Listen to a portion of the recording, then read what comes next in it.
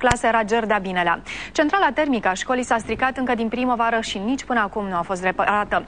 Dârdâind din toate încăieturile, elevii au încercat astăzi să protesteze în curtea liceului.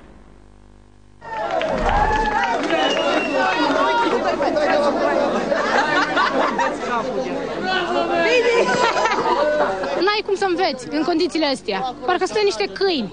Domnul director ne-a promis că o să pună rășori până vineri. Noi am zis până luni și dacă nici până atunci nu o să se facă ceva, o să ieșim din nou și poate nu o să mai venim la școală. În câteva clase, elevii au venit cu rășourile de acasă, însă nici așa nu s-au încălzit prea mult. Am adus rășoul la școală din cauza că e foarte, foarte frig și o colegă de-a mea a adus un calorifer. Până să avem căldură, mai bine stăm acasă.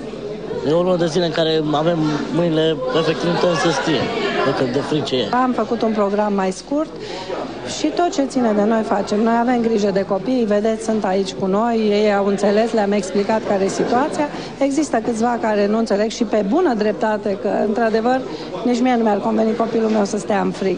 Centrala liceului n-a putut fi reparată din cauza că primăria nu a avut bani. Abia în urmă cu o lună au sosit fonduri de la Ministerul Educației.